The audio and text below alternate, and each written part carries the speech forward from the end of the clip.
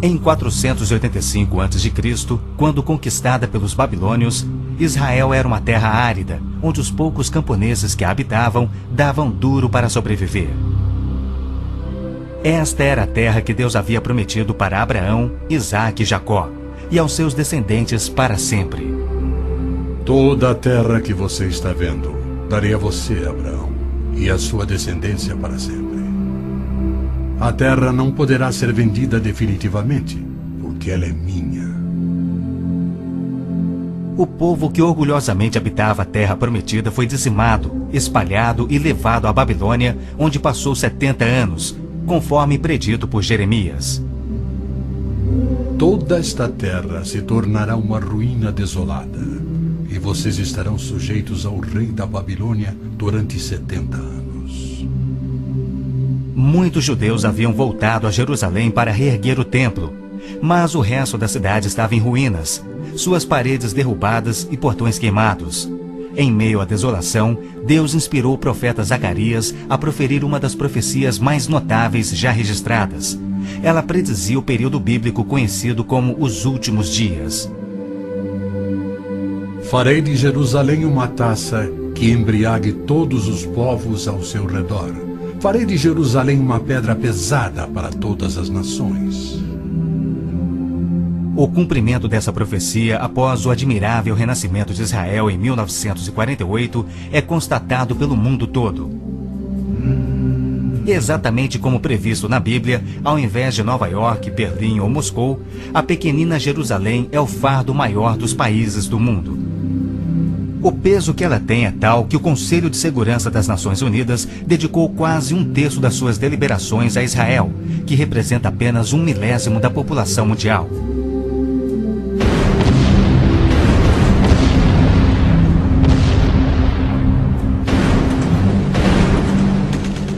Jerusalém não seria o problema número 1 das Nações Unidas se a nação de Israel fosse facilmente intimidada, mas os seus militares são os melhores do mundo.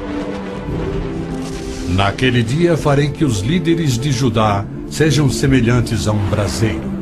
Eles consumirão todos os povos ao redor. O Senhor protegerá os que vivem em Jerusalém.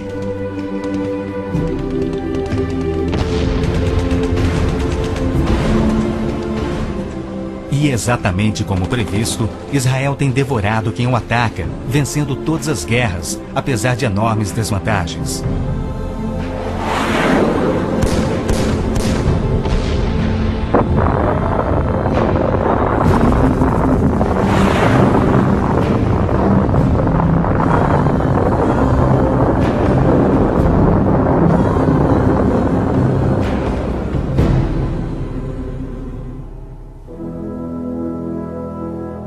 O anjo Gabriel revelou a Daniel que Jerusalém seria reconstruída e que após 483 anos viria o Messias.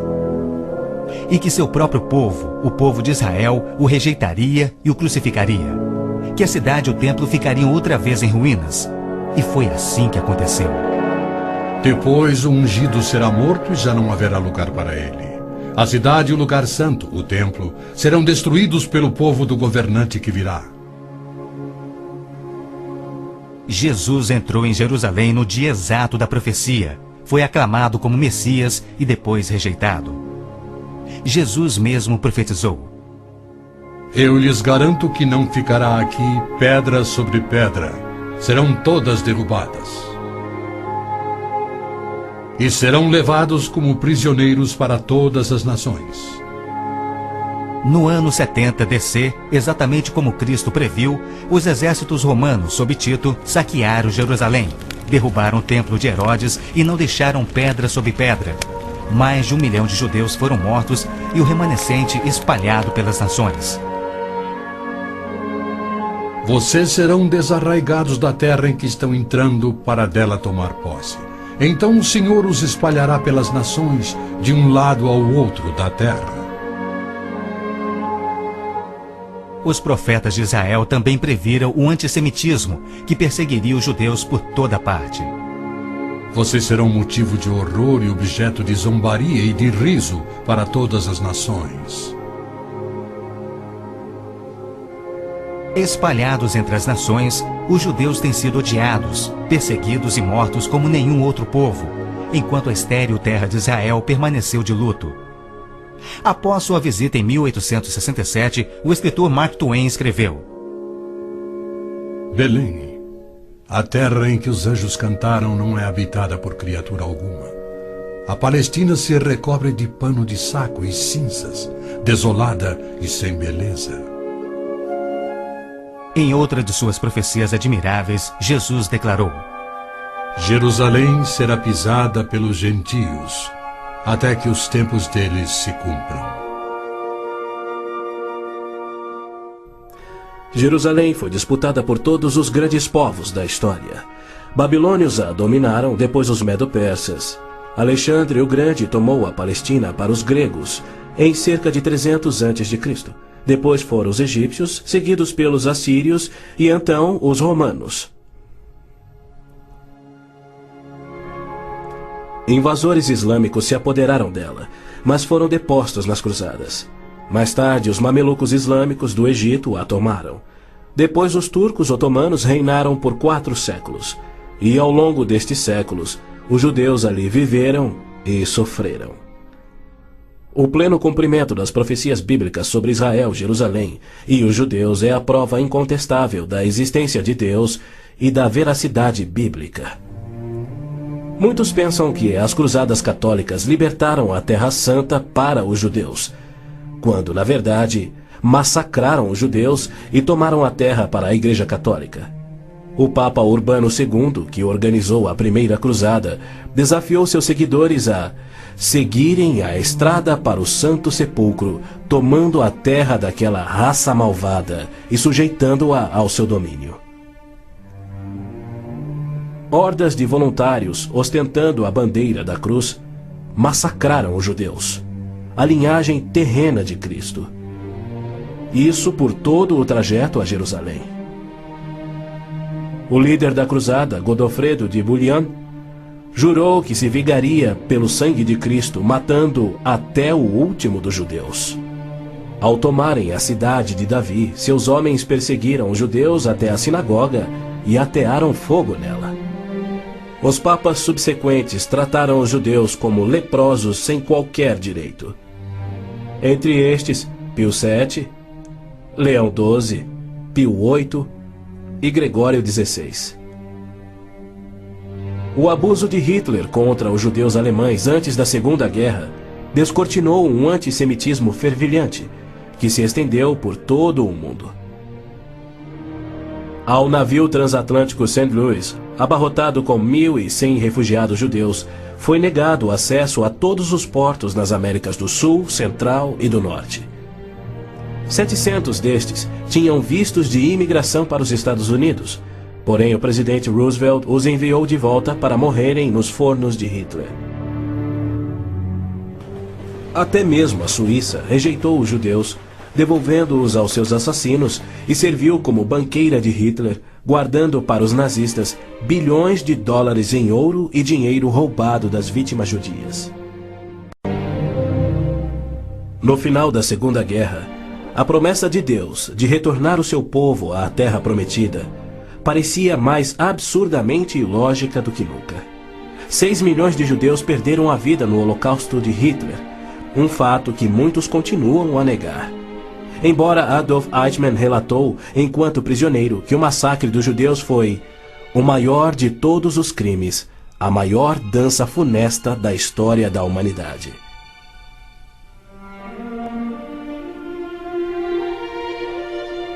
E o mais incrível é que, após a guerra, centenas dos esqueléticos sobreviventes, libertados dos campos de extermínio, foram mortos em toda a Europa. Porém, Deus não esquecera das suas promessas. De 1945 a 1948, apesar de um cruel bloqueio naval inglês, 10 navios antigos contrabandearam 70.000 sobreviventes do Holocausto para dentro da Terra Prometida. Nas palavras de um dos sobreviventes, os velhos navios e a frota britânica eram ameaças menores que a vida na Europa. Pela primeira vez em anos tínhamos um propósito: a criação de um Estado judeu. Milhões de judeus têm voltado a Israel oriundos de mais de 100 países. A existência de Israel hoje, na Terra Prometida, é incontestavelmente uma obra de Deus. Vejam, eu os trarei da terra do norte e os reunirei dos confins da terra. Aquele que dispersou Israel o reunirá. Em novembro de 1947, as Nações Unidas adotaram a sua Resolução 181. Ela dividia a Palestina, dando 18% aos judeus e 82% aos árabes. E tornou Jerusalém uma cidade internacional que, conforme o Vaticano também insistiu, nunca poderia ter domínio judeu. O mundo árabe rejeitou esta resolução e exigiu toda a Palestina. Até hoje, nenhum mapa árabe admite a existência de Israel.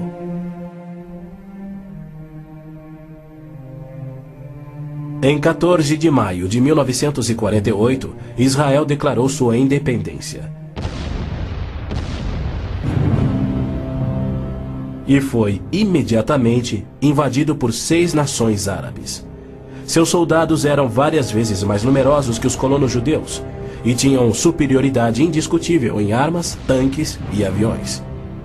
Tendo recebido da ONU uma faixa estreita e indefensável de terra, rodeada de inimigos dispostos a exterminá-lo, Israel deveria ter sido aniquilado. Porém, para a surpresa do mundo inteiro, que torcia para os seus inimigos, os colonos israelenses derrotaram os que buscavam destruí-los, exatamente como Deus prometera. E assim tem acontecido em guerra após guerra, à medida que seus inimigos têm tentado aniquilar Israel. Sim, é isto mesmo. A aniquilação é o seu propósito declarado. Os muçulmanos têm como dever religioso a exterminação dos judeus. Eles sonham com sua destruição e promovem festividades para honrar os assassinos dos inocentes cidadãos de Israel. O fundamentalismo islâmico começa a varrer o nosso mundo.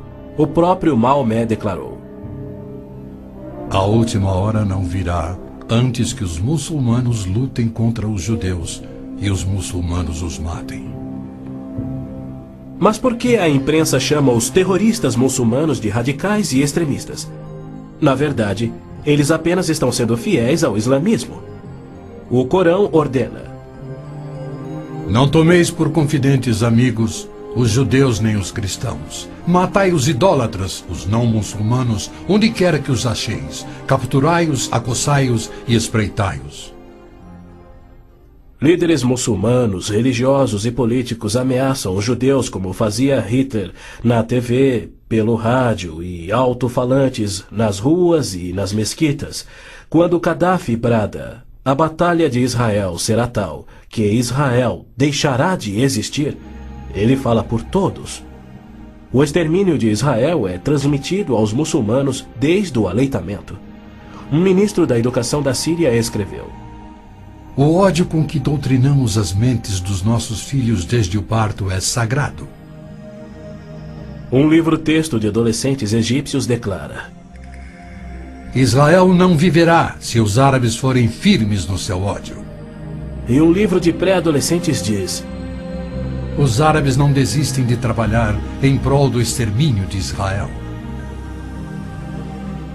É uma loucura Israel tentar firmar acordos de paz com inimigos como estes. Mas a pressão mundial o obriga a isto. Na Guerra de Yom Kippur, de 1973, milhares de tanques atravessaram simultaneamente o Sinai, oriundos do Egito, e descendo o Golã a partir da Síria num ataque surpresa cuidadosamente orquestrado.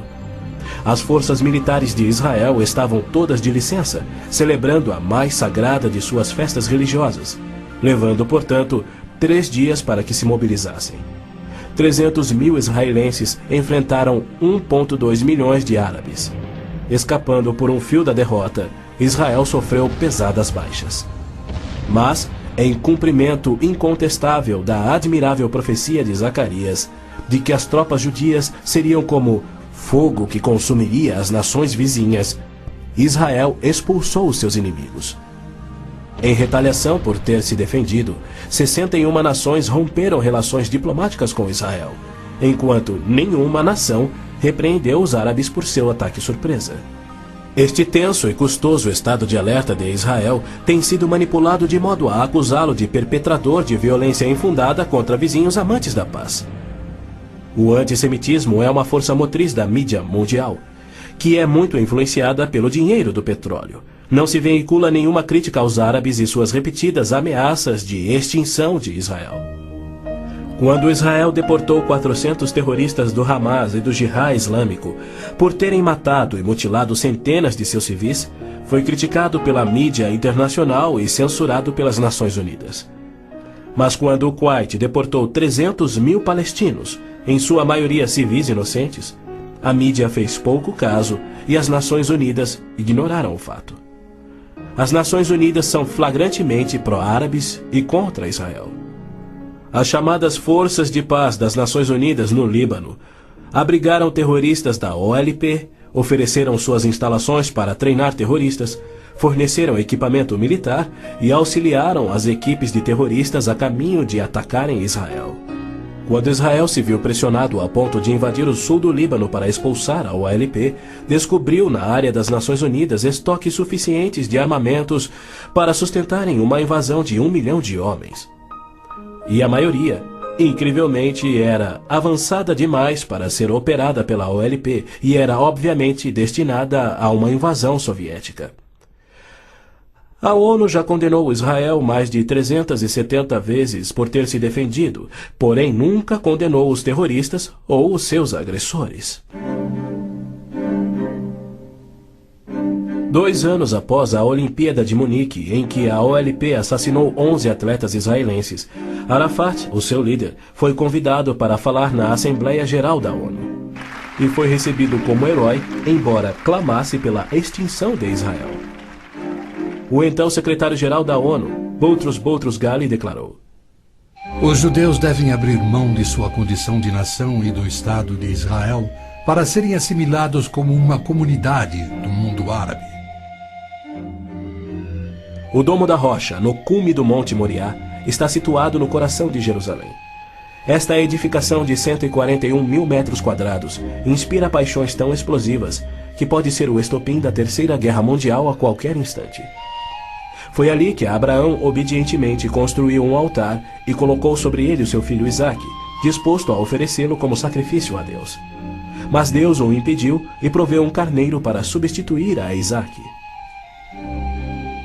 900 anos mais tarde, há cerca de 3.000 anos, o rei Davi comprou aquele terreno santo de Araúna, o Jebuseu, para poder edificar ali um altar a seu Deus. E foi ali que Salomão construiu o primeiro templo. Do templo judeu, destruído por 2 vezes, não resta nada.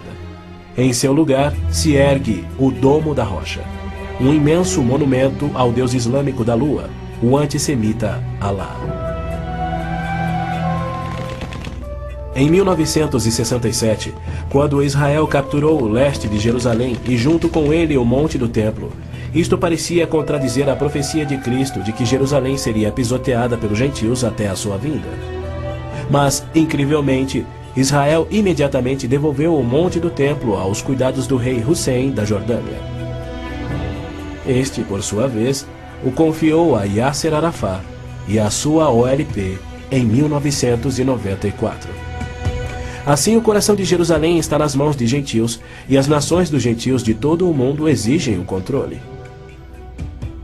Uma das principais tensões no Oriente Médio, hoje em dia, é a questão do chamado povo palestino. A Organização de Libertação da Palestina, a OLP, liderada por Yasser Arafat desde 1969, alega representar os palestinos. A OLP declara: Nosso conflito com o inimigo sionista não surge em função da demarcação de suas fronteiras, mas sim da própria existência de Israel. A OLP, como todos devem saber, é uma organização islâmica de terrorismo. Ela treinou as gangues de assassinos de Idi Amin, que mataram 300 mil cristãos negros em Uganda. Na verdade, a maioria das organizações terroristas em todo o mundo foram treinadas pela OLP. Arafat cometeu seu primeiro assassinato aos 20 anos. Sob sua liderança, a OLP se tornou a maior, a mais rica, a mais violenta e a mais sangrenta das organizações terroristas já conhecidas. Em 1970, a OLP tinha 55 bases na Jordânia, e seu terrorismo contínuo contra os civis jordanianos era tão maligno que o rei Hussein a atacou com suas tropas de beduínos e, após semanas de sangrentas batalhas, expulsou a OLP para o Líbano. Ali, a OLP aniquilou as cidades cristãs de Damur, Beit Malá, Tal Abbas e outras. A mídia fez vistas grossas ao seu reinado de terror no Líbano. A imprensa internacional foi ameaçada e se manteve em silêncio. Os que ousaram divulgar a verdade tiveram mortes brutais. Larry Bergman e Sean Tulan, da TV ABC, Mark Trion, da rádio belga Livre, Robert Pfeffer, da revista Der Spiegel, e outros. Cerca de 300 mil civis libaneses foram mortos e mais de 100 mil das jovens sobreviventes foram engravidadas por estupros da OLP antes que Israel a expulsasse. Porém, novamente, Israel foi censurado. Ladies and gentlemen, Mr. Arafat, Chairman of the Executive Council of the Palestine Liberation Organization, His Excellency Yitzhak Rabin, Prime Minister of Israel, the President of the United States. Quaisquer tratados de paz com a OLP têm como propósito único enganar Israel. O modelo que os muçulmanos seguem hoje foi dado por Maomé. Em 628, ele firmou um tratado de paz de 10 anos com sua tribo Quraysh, em Meca. 2 anos mais tarde, ele atacou Meca, matando os homens e escravizando as mulheres e crianças. Arafat declarou publicamente: Em nome de Alá, eu não considero o acordo de paz entre a OLP e Israel mais do que o acordo assinado entre nosso profeta Maomé e a tribo Quraysh. A paz para nós implica na destruição de Israel. O primeiro passo é fingir a paz para ganhar territórios dentro de Israel, de onde possa lançar sua destruição final. Por incrível que pareça, Arafat e seus assassinos da OLP têm sido eximidos e celebrizados pela mídia mundial. Este criminoso, impiedoso e sadista recebeu um prêmio Nobel da Paz e é honrado como campeão da justiça em prol do oprimido povo palestino. Palestinos? Nunca houve palestino, seja povo, nação, língua, cultura, religião ou economia. As alegações de serem descendentes de um povo palestino que supostamente habitou uma terra chamada Palestina por milhares de anos não passa de uma mentira intencional. A terra era chamada Canaã e era habitada por cananeus. E o que fora Canaã tornou-se a terra de Israel quando Deus a entregou ao seu povo. Porém, uma história revisada que oculta a verdade é promovida nas melhores enciclopédias e livros, incluindo publicações cristãs. Aqueles que hoje se denominam palestinos são árabes, por berço, língua, religião islâmica e cultura. A origem do termo Palestina provém dos filisteus, os arqui-inimigos do antigo Israel. Em 130 d.C., os romanos reconstruíram Jerusalém como uma cidade pagã, tendo um templo de Júpiter no lugar do templo judeu. Provocados à rebelião, 500.000 de judeus foram mortos e milhares escravizados. Os romanos, irados, renomearam a terra de Israel, batizando-a de Síria Palestina. Assim surgiu o termo palestino. Dali em diante, os judeus que ali viviam foram chamados de palestinos. Na Segunda Guerra, o exército britânico tinha uma brigada palestina composta por voluntários judeus. A Orquestra Sinfônica da Palestina era de judeus, assim como o Palestine Post era um jornal de judeus. Em 1948, árabes fugidos de Israel começaram a alegar que eles eram os verdadeiros palestinos e que a terra de Israel sempre lhes pertencera. E a mídia mundial promove essa mentira. Mas a verdade é que em 1948 os árabes ocupavam meros 3% da Palestina. enquanto que a posse de Israel data de 4.000 anos de quando Abraão adquiriu a caverna Macpela em Hebrom. Ali Abraão sepultou sua esposa Sara, e ali estão enterrados Abraão, Isaque, Rebeca, Jacó e Lia. Em Hebrom, Davi foi coroado rei. É um lugar sagrado para os judeus e não tem nada a ver com os árabes ou com o Islã. E ainda assim os muçulmanos ignoram a presença contínua dos judeus por 3.000 anos e dizem que Hebrom é sua. Construíram uma mesquita e estão determinados a expulsar todos os residentes judeus. Há meio século, o mundo convive com o problema de centenas de milhares dos autodenominados refugiados palestinos da guerra pela independência em 1948. Em mais uma mentira típica, a mídia internacional acusa os judeus de impiedosamente desalojarem a população nativa. Mas, na verdade, foi o alto comando árabe que os instruiu por rádio a deixar rapidamente a Palestina enquanto eles massacrariam os judeus. Uns 350.000 fugiram. Muitos ficaram. Os que ficaram hoje são cidadãos israelenses e atualmente compõem uns 16% do eleitorado de Israel. A Jordânia anexou o território palestino designado pela ONU, expeliu todos os judeus, destruiu as sinagogas judaicas e renomeou de margem ocidental as terras conhecidas por Judeia e Samaria desde os tempos bíblicos. Apesar dos milhões de dólares em jazidas de petróleo e uma área terrestre 700 vezes maior do que a de Israel, as nações árabes se recusam a aceitar quaisquer refugiados de 48 e a dar-lhes vida normal. Somando milhões devido à sua alta taxa de natalidade, hoje eles são restritos a vergonhosos acampamentos de refugiados em Gaza, Jordânia, Líbano, Síria e na margem ocidental. Estes infelizes são mantidos assim para que seu infortúnio seja exibido como propaganda. Por outro lado, o recém-formado Estado de Israel, cuja população somava 600.000, absorveu rapidamente 820.000 refugiados judeus que fugiam das terras árabes, onde por 13 séculos, desde o advento do islamismo, eram sujeitados a surras e cusparadas nas ruas e mercados. Centenas foram brutalizados ou mortos pelos muçulmanos em surtos imprevisíveis de violência e tiveram suas posses confiscadas. O renascer de Israel propiciou um refúgio acolhedor para o qual fugiram.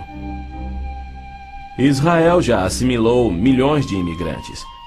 Mais de 1 milhão de refugiados ficaram sob o domínio de Israel nos acampamentos em 1967, na Guerra dos 6 Dias. Israel lhes oferece terras estatais, eletricidade, água, esgoto, pavimentação e escolas, e já construiu 9 complexos residenciais para abrigar 10.000 famílias. As nações árabes, incrivelmente, se opõem ao auxílio que Israel oferece aos seus refugiados. Ainda mais incrível é que as Nações Unidas adotam anualmente as seguintes surpreendentes resoluções. A Assembleia Geral exige que Israel desista da reintegração dos palestinos na faixa de Gaza. A Assembleia Geral conclama novamente a Israel para que se retraia de quaisquer ações destinadas à reintegração dos refugiados palestinos. Se formos analisar a história, Jerusalém sempre foi a capital de Israel e seus reis. Hoje em dia, cedia ao seu parlamento. Porém, embaixadas estrangeiras se situam em outros pontos. Segundo o ministro das Relações Exteriores do Vaticano, em visita a Israel em 98, a presença de Israel no lado oriental de Jerusalém constituía uma ocupação ilegal. Em março de 1999, Israel foi advertido que a União Europeia não reconhecia a sua soberania sobre Jerusalém. Numa bula papal do Jubileu de 2000, o Papa João Paulo II rejeitou novamente a soberania israelense sobre Jerusalém. Em fevereiro de 2000, o Vaticano assinou um acordo com a OLP, no qual se pedia garantias internacionais de que Jerusalém fosse mantida sob controle internacional. Os maiores inimigos de Israel são o Islã e o catolicismo romano. João Paulo II tem calorosamente recebido o fascínora Yasser Arafat diversas vezes, até mesmo quando estava no auge de sua carreira como um dos assassinos e criminosos mais notórios do mundo. É claro que João Paulo II tem piamente condenado o antissemitismo, como lhe cabe fazer. Porém, ele se limita a se desculpar por atos cometidos por filhos e filhas da Igreja. E ele nunca, jamais, admitiu que os judeus e evangélicos martirizados na Inquisição o foram por política oficial da Igreja e seus papas. Roma insiste até em nossos dias que os católicos e não os judeus são o povo escolhido por Deus. Por exemplo, em 1928, um decreto do Vaticano se referia aos judeus como povo anteriormente escolhido por Deus. Em 1965, o Segundo Concílio do Vaticano declarou: a Igreja constitui o novo povo de Deus. A Roma Católica se denomina a Cidade Santa, a Cidade de Deus, a Cidade Eterna, títulos que Deus deu a Jerusalém. O interessante é que, ao invés de repreender Arafat por sua paixão por aniquilar Israel e suas crenças islâmicas anticristãs, o Papa aceitou seu convite para estar com ele em Jerusalém, celebrando a quem chamou de o nosso Jesus Cristo, entre aspas. Nosso Jesus Cristo?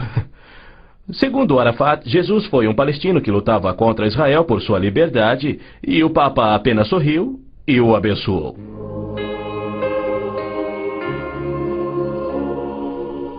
Os judeus culpam a Cristo e aos cristãos pelo antissemitismo do catolicismo romano. Mas o catolicismo, com seu falso evangelho de obras, sacramentos, purgatório e indulgências, não representa o cristianismo bíblico. Nenhum cristão verdadeiro poderia ser antissemita. Jesus foi um judeu. Inclusive, a Igreja Católica matou muito mais evangélicos do que judeus. O Papa Inocêncio III massacrou por completo a cidade de Béziers, na França. Morreram cerca de 60 mil cristãos albigenses. E segundo o Papa, foi o auge do seu papado. Os exércitos dos papas levaram um século para exterminar os albigenses, e o mesmo destino foi imposto aos valdenses, huguenotes, husitas e outros. No massacre de São Bartolomeu foram chacinados 70 mil huguenotes, mais 200 mil foram mortos depois e 500 mil fugiram da França para salvar a vida. E como estes, há muitos outros exemplos. Hitler não assassinaria os 6 milhões de judeus se os séculos do antissemitismo romano não tivessem preparado o caminho. Em 26 de abril de 1933, Hitler relembrou aos representantes do Vaticano, Bispo Burney e Monsenhor Steinman, que por 15 séculos Roma considerara os judeus parasitas a serem exterminados, e que ele lhes oferecia uma solução final para o problema dos judeus. Antes de se tornar o Papa Pio XII, o cardeal Eugênio Pacelli, núncio papal da Alemanha, entregou dinheiro do Vaticano a Hitler para formar o partido nazista. Ao se tornar Papa, Pacelli enviou uma mensagem de apoio ao Führer. Ao ilustre Herr Adolf Hitler, Führer e chanceler do Reich alemão. É com grande prazer que recordamos os muitos anos passados na Alemanha como núncio apostólico, ocasião em que fizemos de tudo para estabelecer relações harmoniosas entre a Igreja e o Estado. Agora, suplicamos ainda mais fervorosamente para alcançarmos este alvo. Era 1939 e os abusos de Hitler, bem como suas intenções para os judeus, já eram conhecidos em todo o mundo.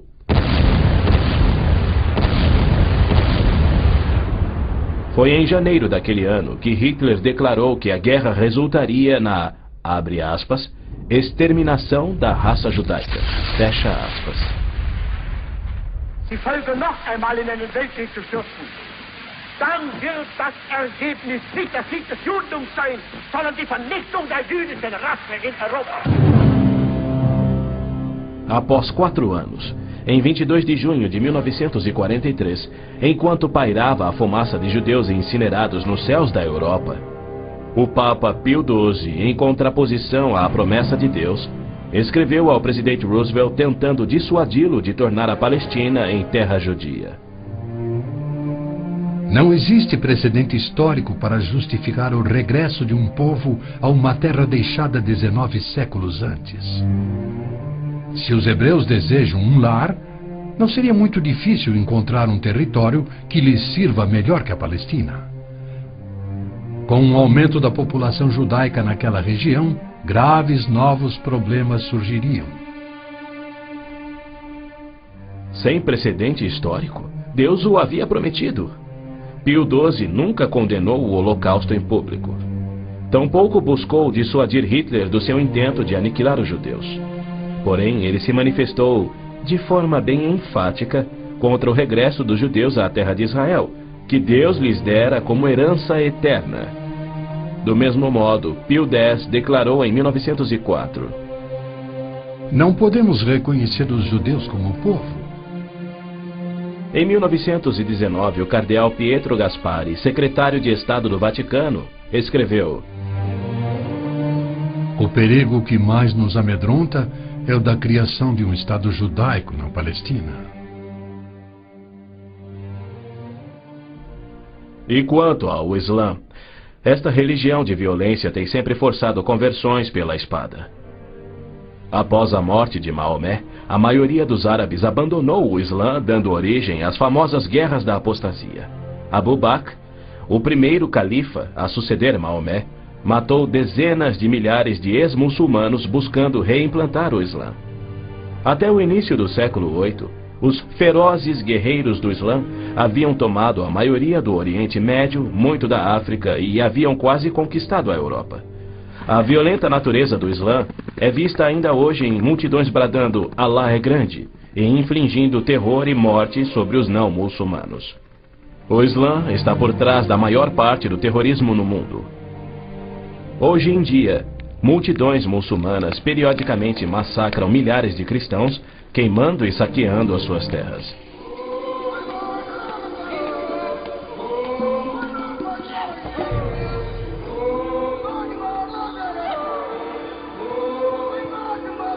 No sul do Sudão, milhões de cristãos negros estão sendo privados de alimento, escravizados e até mortos pelo governo islâmico do norte.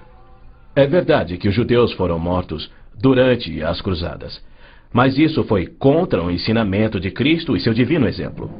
Já os terroristas muçulmanos matam como forma de obediência a Allah, em obediência ao Corão e ao ensino e exemplo de Maomé. Qualquer estudioso muçulmano concordará ser o dever sagrado de todo muçulmano em todas as eras praticar guerra santa o quanto for possível para forçar o mundo inteiro à submissão ao Islã. O Corão mantém mais de 100 versículos sobre lutar e matar neste propósito. Porém, a mídia internacional insiste em descrever o Islã como religião pacífica. Tony Blair, o premier britânico, classificou o Islã dizendo ser sinônimo da paz, tolerância, além de uma força para o bem. Muitos políticos de destaque no Ocidente têm elogiado o Islã e seus caminhos pacíficos, e líderes religiosos também. Os inusitados atos de guerra praticados por terroristas contra os Estados Unidos em setembro de 2001 resultaram em declarações de políticos que diziam ser necessário distinguir entre terrorismo causado por grupos extremistas, fanáticos, e a religião islâmica em si, que é pacífica. O escritor Tom Clancy disse que o Islã, como religião, não promove a violência. Uma declaração incrível frente aos ensinos contidos no Corão, os de Maomé, e a violência contínua que historicamente caracteriza o avanço do Islã. Esta é a visão romântica do Islã que encoraja o terrorismo. Para esses criminosos, Arafat é a prova viva das recompensas conferidas aos que aspiram ao terrorismo. Ele é o mais vil e bem-sucedido terrorista da história. A OLP detinha o recorde do maior sequestro aéreo, 4 aeronaves numa única operação, apenas igualado em 2001. O maior número de reféns, 300 pessoas na mesma operação, e outros recordes que se mantêm até hoje. O número de pessoas baleadas num aeroporto, o maior resgate pago, $5 milhões pagos pela Lufthansa. A maior diversidade de alvos, 40 aeronaves de passageiros civis, 5 navios de passageiros, 30 embaixadas ou missões diplomáticas, além de incontáveis fábricas, depósitos de combustível, etc, etc, etc. Ao invés de ser julgado como réu em corte internacional, assim como os nazistas e líderes sérvios, os sangrentos atos de Arafat atraíram a ONU, a União Europeia e incontáveis líderes políticos e religiosos para o seu lado contra Israel e lhe outorgaram o Prêmio Nobel da Paz. O que confere a pilotos habilidosos a coragem e o ímpeto de se apoderarem de jatos comerciais e arremetê-los contra edifícios civis ou militares, ou outros que se suicidam explodindo ônibus em Tel Aviv? Somente uma coisa: a garantia islâmica do paraíso para os que morrem na jihad. Aos mártires, o Islã promete um palácio de marfim contendo 70 mansões, cada mansão contendo 70 casas e em cada casa uma cama com 70 lençóis. E em cada lençol uma linda virgem que recupera sua virgindade a cada vez que o mártir a possui. Lhe é prometido que o seu apetite para o sexo e alimento será igual ao de 100 homens. Os meninos muçulmanos ouvem essa promessa desde a infância. Ela lhes confere a coragem inconsequente que os faz treinar e executar ações terroristas suicidas para infligir morte e destruição sobre os chamados inimigos de Alá. Quando este mundo reconhecerá que o Islã é que é o culpado? E quando os muçulmanos que desprezam o terrorismo perceberão estarem seguindo uma religião terrorista, conforme a história comprova? Os muçulmanos têm continuamente se torturado, se combatido e se matado. Nos 8 anos de guerra entre o Irã e o Iraque, foram usados milhares de toneladas de gás venenoso e as mortes somaram mais do que as da Primeira Guerra Mundial. Nos territórios da OLP tomados de Israel, não há liberdade de consciência, de expressão, de religião ou de imprensa e nem voto democrático. E isto caracteriza todos os países islâmicos. Na Arábia Saudita, no berço do islamismo, não se admitem judeus. Cidadania é privilégio muçulmano. É vedada a construção de templos que não sejam islâmicos e, segundo a lei universal do islamismo, a pena de morte é oficial e é destinada ao muçulmano que se converte a qualquer outra religião. Não se pode carregar uma Bíblia nas ruas da Arábia Saudita ou realizar estudo bíblico em seu próprio lar. Mas o Islã é a religião que mais cresce no Ocidente. Na Inglaterra, congrega-se mais em mesquitas do que em templos cristãos.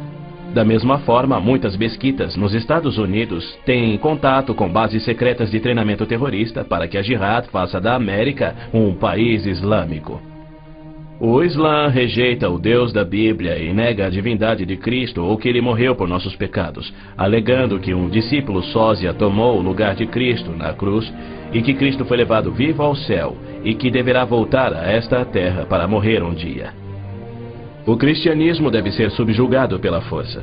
O Corão diz: matai os idólatras, os não muçulmanos. Onde quer que os acheis, espreitai-os. Combatei aqueles que não creem em Alá. Observem bem, assim é o Islã. Porém, segundo Robert Schuller, se ele voltasse daqui a 100 anos e descobrisse que seus descendentes eram muçulmanos, ele não se importaria. Ele pregou sua mensagem de Natal em 99 na grande mesquita de Damasco, segurando a mão do grão mufti islâmico.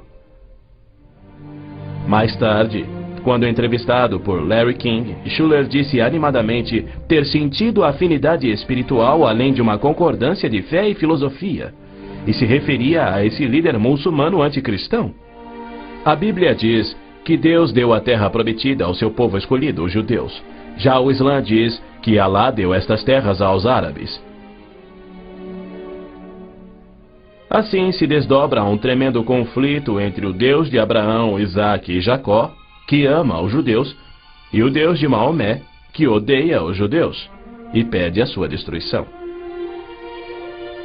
O conflito real não é entre judeus e árabes, mas entre o Deus da Bíblia, cujo nome é Javé, e o Deus do Corão, chamado Alá. 12 vezes no texto bíblico Deus refere-se a si mesmo como o Deus de Abraão, o Deus de Isaque e o Deus de Jacó. Então, Javé declarou a Moisés: Diga aos israelitas: o Senhor, o Deus dos seus antepassados, o Deus de Abraão, o Deus de Isaque, o Deus de Jacó enviou-me a vocês. Esse é o meu nome para sempre, nome pelo qual serei lembrado de geração em geração. É Satanás que tem inspirado 3.000 anos de antissemitismo. Se os judeus fossem destruídos, o Messias não poderia nascer. Mesmo após a vinda de Cristo, se Satanás destruísse os judeus, Javé seria um mentiroso, incapaz de cumprir sua promessa de restaurar a terra a Israel, para que dali Cristo reinasse no trono de Davi na sua segunda vinda. A integridade de Deus tem a ver com a sobrevivência de Israel. Embora não conste uma única vez no Corão, há mais de 800 menções de Jerusalém na Bíblia. Dela é dito repetidas vezes ser o local em que Javé, o Deus da Bíblia, estabeleceu o seu nome para sempre. Yasser Arafat alega que Jerusalém tem sido uma cidade árabe há milhares de anos, quando na realidade ela nunca o foi. Em julho de 1889, constou no jornal Pittsburgh Dispatch que, dos 40.000 habitantes de Jerusalém, 30.000 eram judeus e a maioria do restante era cristã. Quando Israel declarou sua independência em 1948, havia 100.000 judeus vivendo na Jerusalém antiga. Ela foi fundada há 3.000 anos por Davi, o grande rei de Israel, e se manteve uma cidade judia desde então. Não é à toa que mais de 40 vezes a Bíblia se refere a Jerusalém como sendo a cidade de Davi. Ali Deus estabeleceu o trono de Davi para sempre. E naquele trono o Messias, descendente de Davi, deverá reinar sobre Israel e o mundo. O Senhor Deus lhe dará ao Messias o trono de seu pai Davi, e ele reinará para sempre sobre o povo de Jacó. Jerusalém é um cálice de tontear porque líderes mundiais rejeitam o Deus bíblico e seu plano de paz para Jerusalém e o mundo. A insistência do Vaticano e da ONU de que Jerusalém deve ser uma cidade internacional e dos muçulmanos que dizem que ela lhes pertence constituem desafios ao Deus de Abraão, Isaque e Jacó, assim como a paixão muçulmana pela destruição de Israel. As nações muçulmanas estão se armando com mísseis capazes de portar ogivas químicas e biológicas, além de nucleares. Certamente não são armas de defesa. Todo mundo sabe que tem um propósito único: chover morte e destruição sobre Israel. A Síria já fabricou milhares de ogivas químicas, tem vastos estoques de armas biológicas e triplicou seu poderio militar e aéreo desde a guerra de Yom Kippur em 1973. Israel também tem armas nucleares, atualmente posicionadas em modernos submarinos, e certamente não seria vencido sem utilizá-los. Era a isto que Cristo se referia quando, numa surpreendente profecia que antevia os armamentos modernos, ele alertou sobre uma destruição tão incrível que, se ele não intervisse para interrompê-la, não restaria vida na Terra. E se aqueles dias não fossem abreviados, ninguém sobreviveria. O Armagedon é tema frequente nas profecias bíblicas. A Bíblia descreve com clareza os eventos que anteciparão o Armagedon. Milhões de judeus já voltaram a Israel depois de serem espalhados entre as nações. Eles reconstruíram Israel a partir do nada e sentem-se seguros com uma falsa paz. Com a progressão do processo dessa falsa paz, os árabes matam e queimam as casas dos árabes que suspeitam estar cooperando com Israel. Terroristas muçulmanos que matam judeus são honrados nos países árabes. Ruas e feriados recebem os seus nomes. Na virada do milênio, o Prêmio Palestino de Cultura foi outorgado a Abu Daud por seu livro, no qual descreveu como planejou e executou o assassinato de 11 atletas israelenses nas Olimpíadas de Munique em 72. Ainda assim, os israelenses seguem sonhando em alcançar a paz com aqueles que juraram exterminá-los. Logo a seguir virá aquilo que Jeremias chamou de o tempo da angústia de Jacó. exércitos do mundo, sob o anticristo, serão trazidos ao Armagedon por Javé, no intento de puni-los por terem odiado, perseguido e matado o seu povo Israel, e para disciplinar Israel por sua descrença. Você, anticristo, avançará contra Israel, o meu povo, nos dias vindouros. Trarei você contra a minha terra para que as nações me conheçam, e todas as pessoas da face da terra tremerão diante da minha presença. Reunirei todos os povos para lutarem contra Jerusalém. Depois, o Senhor sairá para a guerra contra aquelas nações. As frases "a minha presença" e "o Senhor sairá para a guerra" indicam que Deus mesmo virá salvar Israel no Armagedon. Zacarias diz: Deus virá como um homem ressurreto que foi traspassado. Este só pode ser o Messias, a quem Isaías chamou Deus poderoso, o Pai eterno. Ouça novamente as previsões dos profetas judeus sobre a rejeição do Messias, sua crucificação pelo seu povo e sua morte pelos pecados do mundo. Perfuraram minhas mãos e meus pés na crucificação. Foi desprezado e rejeitado, eliminado da terra dos viventes. Por causa da transgressão do meu povo, ele foi golpeado. Então o ungido será morto e já não haverá lugar para ele, apenas para os pecados do mundo. Em consonância com os profetas de Israel, João nos revela o Armagedon no último livro da Bíblia e nos mostra Cristo voltando do céu para destruir o anticristo, exatamente como Paulo também profetizou. Vi os céus abertos e diante de mim um cavalo branco, cujo cavaleiro se chama Fiel e Verdadeiro. Seus olhos são como chamas de fogo, e seu nome é Palavra de Deus. Então vi a besta, o anticristo, os reis da terra e os seus exércitos, reunidos para guerrearem contra aquele que está montado no cavalo e contra o seu exército. Mas a besta foi presa, e com ela o falso profeta. Os dois foram lançados vivos no lago de fogo.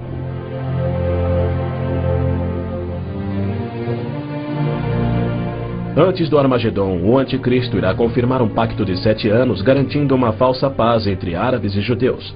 Prometerá segurança a Israel, permitirá que Israel reconstrua o templo e reinicie os sacrifícios de animais, após um intervalo de mais de 1900 anos.